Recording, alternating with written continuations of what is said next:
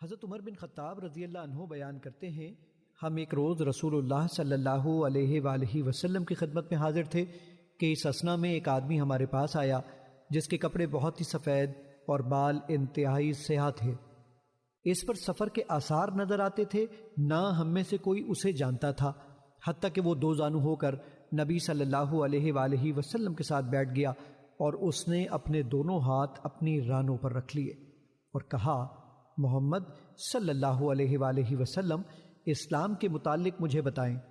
آپ صلی اللہ علیہ وآلہ وسلم نے فرمایا، اسلام یہ ہے کہ تم گواہی دو کہ اللہ کے سوا کوئی معبود برحق نہیں، اور یہ کہ محمد اللہ کے رسول ہیں، نماز قائم کرو، زکوٰۃ ادا کرو، رمضان کے روزے رکھو، اور اگر استطاعت ہو تو بیت اللہ کا حج کرو۔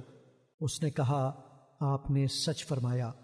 ہمیں اس سے تعجب ہوا کہ وہ آپ سے پوچھتا ہے اور آپ کی تصدیق بھی کرتا ہے۔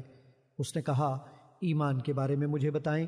آپ صلی اللہ علیہ وآلہ وسلم نے فرمایا، یہ کہ تم اللہ پر، اس کے فرشتوں، اس کی کتابوں، اس کے رسولوں اور یوم آخرت پر ایمان لاؤ، اور تم تقدیر کے اچھا اور برا ہونے پر ایمان لاؤ۔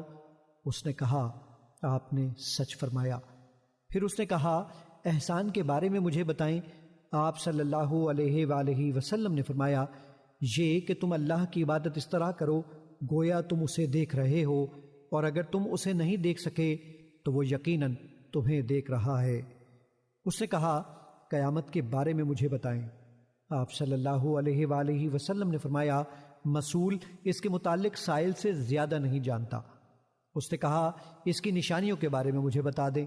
آپ صلی اللہ علیہ وآلہ وسلم نے فرمایا، یہ کہ لونڈی اپنی مالکہ کو جنم دے گی، اور یہ کہ تم ننگے پاؤں، ننگے بدن، تنگ دست بکریوں کے چرواہوں کو بلند و بالا عمارتوں کی تعمیر اور ان پر فخر کرتے ہوئے دیکھو گے۔ عمر رضی اللہ عنہ نے فرمایا، پھر وہ شخص چلا گیا۔ میں کچھ دیر ٹھہرا، پھر آپ صلی اللہ علیہ وآلہ وسلم نے مجھ سے پوچھا، عمر، کیا تم جانتے ہو سائل کون تھا؟ میں نے عرض کیا، اللہ اور اس کے رسول بہتر جانتے ہیں۔